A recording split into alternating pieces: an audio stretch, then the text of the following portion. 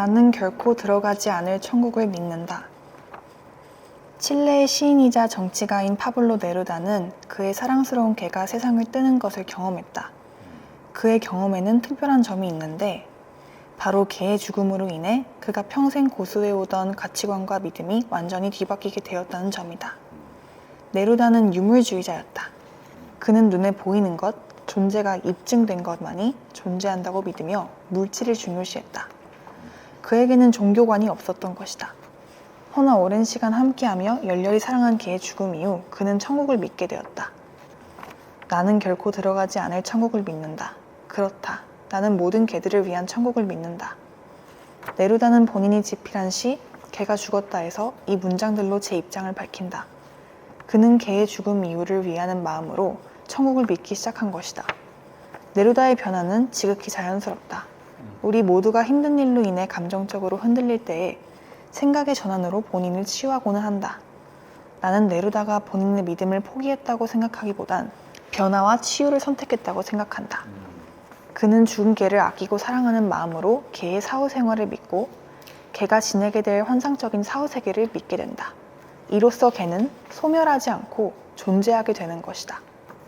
행복한 사후세계, 즉 천국에서 지내는 개, 그리고 그 모습을 마음속에 보는 네루다.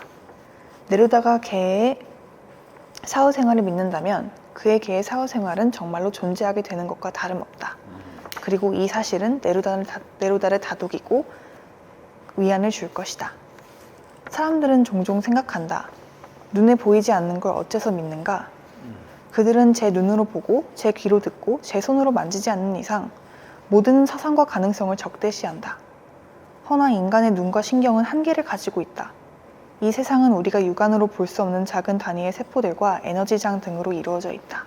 어머니와 아버지의 사랑, 교수를 향한 학생의 존경 역시 눈에 보이지도 만져지지도 않는다. 우리는 이를 느끼고 경험하면서 비로소 보이지 않는 것의 존재를 알게 되는 것이다. 이 수많은 보이지 않는 것 사이에서 살아가며 보이지 않기 때문에 믿지 않고 인정하지 않겠다라는 생각을 갖는 것은 어쩌면 더욱 모순이 아닌가 싶다. 물증에 집착한다면, 이에 집착하여 나의 영적인 가치관과 버팀목을 찾지 못한다면 인간의 인생은 너무나 고통스러울 것이다.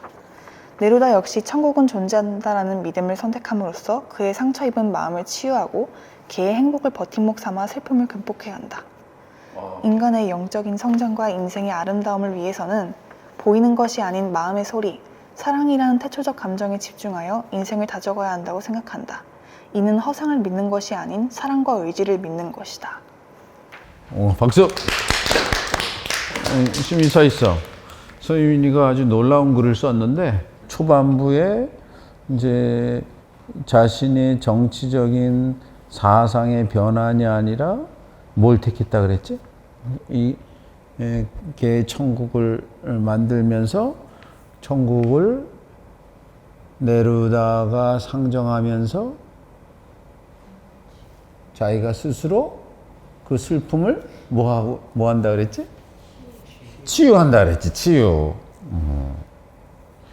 그래서 치유함으로써 더 이상 그렇게 그 믿음이 사실은 존재하지 않는 그 개가 완전히 기억에서 사라질 수 있는 그 상황에서 새로운 장치, 천국이란 장치를 만들어서 개가 계속 네루다의 삶에 존재하게 만드는 거지, 그치? 그래서 그 점이 상당히 아주 독특하고 좋았던 것 같아. 그래서 소멸시키지 않고 이 존재라는 게 있잖아, 존재. 마음속에서 존재하기 위해서 개는 어딘가에 있어야 되는데 그 어딘가에 있어야 되는 상상의 공간을 나름대로 천국이라고 말한 거기 때문에 그 천국은 기존 종교에서 말한 천국이 아닌 거지, 그치? 야, 그래. 글이 너무 좋았어요. 오케이, 감사합니다. 천국이란 존재는 누구에게나 심어져 있는 나무 같다. 무슨 나무? 심어져 있는 나무. 심어져 있는 나무와 같다. 오케이. 천국과 비슷한 지옥, 악몽을 잡아먹는 맥과 비슷한 드림캐쳐. 사람들이 믿는 무언가에는 꼭 대조되거나 반대되는 것들이 존재한다. 사람들은 가끔 나 꿈에서 돌아가신 혹은 죽은 누군가를 만났어 라고 한다. 그만큼 그 사랑을 사랑한다는 것이다. 그 사람을 생각한다는 것은 그 사람의 존재를 생각한다는 것이다. 시인은 천국을 믿는 사람이 아니었지만 강아지의 죽음으로 자신의 사고방식이 깨지면서 천국을 믿게 되었다. 무언가를 믿기까지의 여정은 길지만 믿는 순간은 한순간이다. 믿음의 여정이 없을 때는 천국의 장소를 믿지 않는다. 하지만 믿음의 여정이 시작되면 천국이란 존재를 알게 된다. 자신의 본심은 마음속 깊은 곳에 있는 것 같다. 시인의 경우 강아지의 죽음으로 마음속 깊은 곳까지 들어간 뒤 자신의 본심을 깨닫고 천국을 믿게 된 것 같다. 그동안 자신의 본심을 가지 않아 맡고 있던 쇠사슬도 강아지의 죽음을 통해 쇠사슬에 녹이 쓸어 부서진 타이밍이 맞았던 것이다. 천국은 믿냐 안 믿냐를 떠나 자신의 본심으로 들어가 확인하는 씨앗이다. 오케이, 잘했어요. 와. 이 본심이라고 말을 해서 그걸 본심을 맨 처음에 심겨진 나무와 같다고 말을 한 것이 기가 막히게 다 연결되는 것 같아. 본심. 응? 본심이란 단어 있잖아. 응? 본심이란 단어를 한자로 한번 써. 본을 어떻게 쓸까?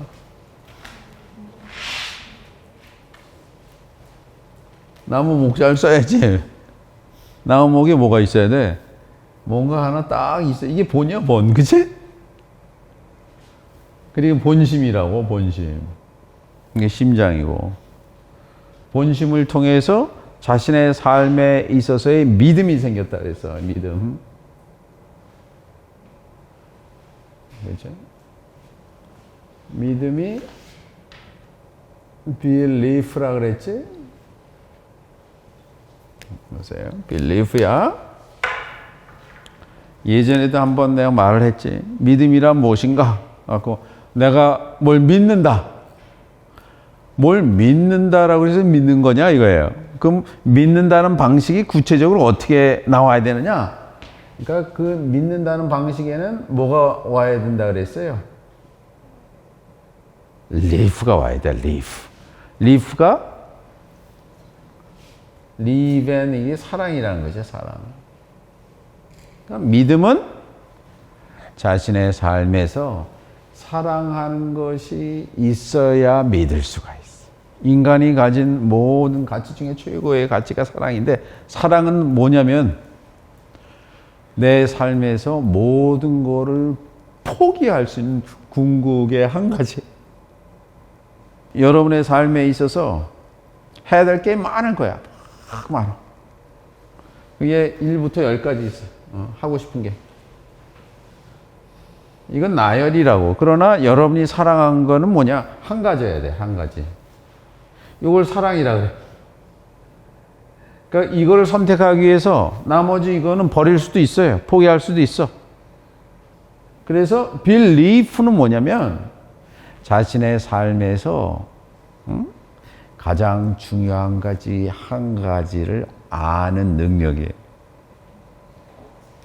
가장 중요한 한 가지를 알고 그걸 소중하게 여기고 나머지를 전부 포기할 수 있는 용기야. 그때 나한테 오는 것이 뭐냐? 그게 믿음이라고 합니다. 그렇지? 그러니까 자신의 삶에 있어서 자신의 마이 독이 죽었어요. 그래서 이 한 가지를 얻기 위해서 나머지 거 있죠? 이거 없어도 되는 거예요. 그럴 때 그 사람은 힘이 있고 그 사람은 카리스마가 생겨요. 보통 사람은 이런 문장 못 쓰거든. 왜냐하면 자신이 믿고 있는 이데올로기가 그 사람을 지배하기 때문에. 그러나 사랑하는 것이 있으면 나머지를 포기할 수가 있는 거거든. 그래서 아까 수민이 말한 것처럼 천국이라는 것이 이 사람이 종교적으로 뭐 기독교를 개정했다 그게 아니거든요. 그렇죠? 자신이 사랑하는 존재를 자신의 기억 속에 계속 남아있게 만들어서 다른 사람이 말하는 천국보다 더 고차원의 천국을 자기가 믿기로 작정한 거죠. 왜? 사랑 때문에. 그치? 그래서 믿음은 사랑이다. 왜 사람이 믿음이 없는 줄 알아? 자신이 사랑하는 게 없어서. 믿음이 없는 거지, 믿음이 없는 거지. 그래서 지금 여기 설아도 꼴을 잘. 그래서 인간의 본심으로 쭉 들어가서 자신만의 한 가지를 찾는 거. 그래서 너무 신기하게 나무라고 그러고 본심이 다 이어진. 나 알고 썼냐? 그래서 설아가 그거를 잘 쓴 것 같아. 나는 결코 들어가지 않을 천국을 믿는다. 자신의 개를 위해 자신의 원칙을 버렸다. 원래는 정반대의 원칙을 가지고 있었다. 하지만 사건을 통해 원칙이 바뀌었다. 나도 어떤 한 사람의 원칙을 믿지 못했다. 저게 진실인지 확신 가지 않았다. 그러나 내가 힘들고 아픈 상황을 겪으니 그 사람의 원칙이 이해가 갔다. 내가 저 사람에게 어떤 기술을 배우기 전엔 그 사람의 방법이 이해가지 않았다. 왜 저렇게 하는지도 몰랐다. 근데 실패를 계속하니 그 사람의 방법이 이해가 갔고 그 사람이 알려준 대로 하니 성공했다. 그리고 믿음이 생겼다. 나도 믿을 수 있는 실력을 가지고 싶다. 처음엔 믿지 못해도 나와 함께 시간을 보내면서 나에 대한 믿음이 생기면 좋겠다. 저 사람에게 배우면 된다는 말을 듣고 싶다. 그리고 사람들이 더 이상 아프거나 힘들지 않게 제대로 된 방법을 그들에게 나누고 싶다. 그래, 잘했어. 오케이. 그래, 들어가서. 정연이가 이제 봤더니, 자기가 아프니까 아픈 사람을 이제 이해하겠다 그랬잖아. 그래서 난 정연이의 글 보고 삶에 있어서 중요한 두 가지가 생각이 났어. 하나님 중에. 그래서 내가 이제 항상 말하는 삶의 원칙이 있어요. 그 삶의 원칙은 근데 한 가지면서 두 가지야. 내가 뭐를 겪어야 되면 패션을 겪어야 돼.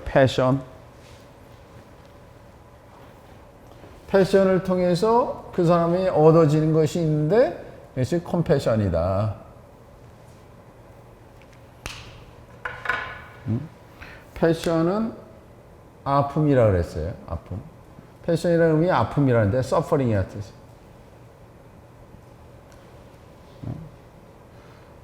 사실 패션이 서퍼링인데 이 아픔을 통해서 내 삶에서 가장 중요한 한 가지를 딱 얻는 거야. 그걸 뭐라 그러냐? 그걸 열정이라, 열정.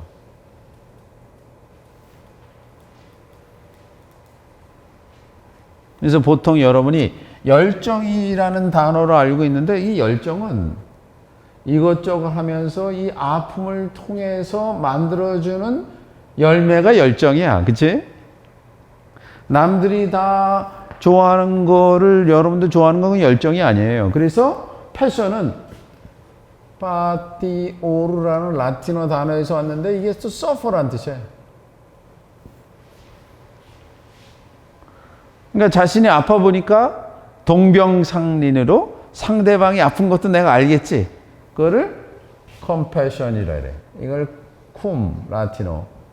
그래서 컴패션이 나도 아픈 거야. 그 사람이 아프니까 나도 아파. 맨 처음에는 우리 가족이 아프면 나도 아프고 이 원진음이 점점 커져. 원진음이 커져갖고 내 친구가 아픈 것도 나도 아파. 더 커져서 저 우크라이나 사람들이 고생하는 사진을 보고 나도 아픈 거야. 더 커져서 북극곰이 죽어가는데 나도 아파. 북극곰을 위해서 좋은 환경을 만들어. 이게 환경이에요. 개가 묶인 거 보니까 내 목이 묶인 것 같아. 이 원진음이 점점 커지면 그 사람이 위대한 사람이 돼. 이 두 가지를 갖고 나면 그 사람이 얻게 되는 것이 있는데 그것을 엑설런스라고 그래. 이거를 아레테라. 그리스어로 아레떼란 말이 있어요. 아레떼. 아레떼란 말 들어봤죠? 그리스 철학자들이 고대 그리스 사람들의 최고의 덕목이 아레떼가 엑셀런스예요. 엑셀런스. 아레떼는 그 개인이 성취해야 될 궁극적인 삶의 임무를 아레떼라 그랬어. 그래서 여러분 삶에 있어서의 아픔이 있다. 아주 고통이 있다. 남들한테 말 못하는 고통이 있다. 그는 여러분한테 뭘 준비하는 과정이냐면 여러분한테 삶의 열정, 패션을 만드는 과정이라고 생각해요. 이 패션을 만드는 과정을 통해서 내가 뭘 할 수 있느냐? 나의 아픔뿐만 아니라 모든 생물의 아픔을 내가 똑같이 느낄 수 있는 자비를 얻게 돼요. 이 자비를 얻게 되면서 내가 결국 그러니까 아레떼를 동양에서는 뭐로 번역을 했냐? 이걸 덕으로 번역해서 virtue로. 라틴어는 virtus. 덕 있는 사람이 된다. 그렇죠? 덕이 있는 사람이 된다. 오케이. 그래서 여러분 오늘 2시가 사실은 그렇게 쉬운 시는 여러분이 여태까지 알던 시보다 조금 더 좀 추상적인 시였어. 그리고 거기 이념도 들어가고 그러나 여러분이 오늘 글 쓴 거 보니까 내가 생각했던 거 이상으로 잘 소화한 것 같아요. 수고하셨어요.